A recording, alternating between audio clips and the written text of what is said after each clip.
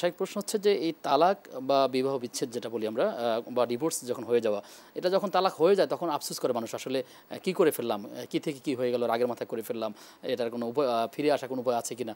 কিন্তু আপনি আমাদেরকে জানাবেন যে আসলে এই বিচ্ছেদ প্রক্রিয়া বা এর তালাক দেওয়ার যে সরি নিয়মটা কি, কীভাবে তালাকটা দিতে হয়। দেখুন, তালাক তো আসলে রাগারাগির বিষয় না। রাগের সময় তালাক দিতে হবে ইসলাম তো এটা বলে নাই।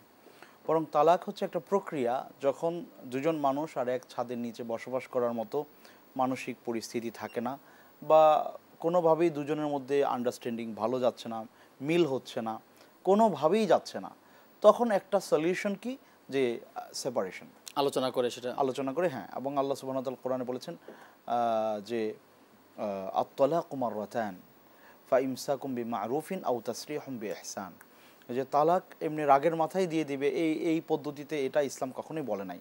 বরং তালাক কিভাবে দিতে হবে, এমন অবস্থায় যে যখন স্ত্রী পবিত্র থাকবে, অর্থাৎ তার পিরিয়ড আছে, এই অবস্থায় তালাক দেওয়া যাবে না।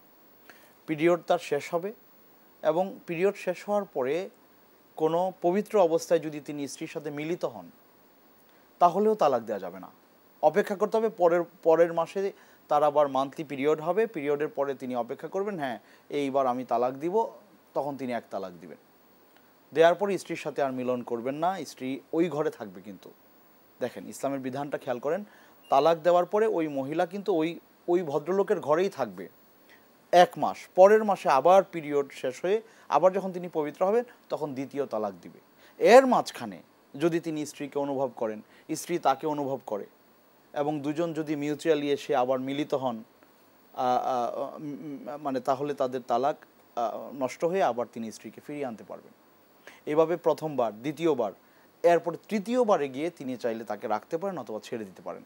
এভাবে 3 মাসের লম্বা ব্যবধানের পরে যদি একজন ব্যক্তি তার স্ত্রীকে তালাক দেন, এরপরে আর হাত্তা তানকে হাজাউজান গায়রু, এরপরে এই মহিলা অন্যত্র বিয়ে না হলে তাকে আর ফেরত আনার কোনো সুযোগ ইসলাম রাখে নাই।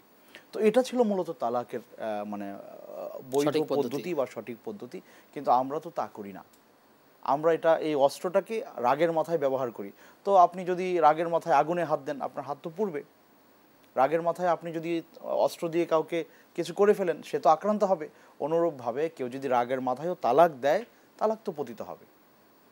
সো এটা কোনোভাবেই উচিত না। বরং যত কিছুই হোক, এই সমস্ত ব্যাপারে না গিয়ে রাগের অবস্থায় স্থান পরিবর্তন করার কথা ইসলাম বলেছে।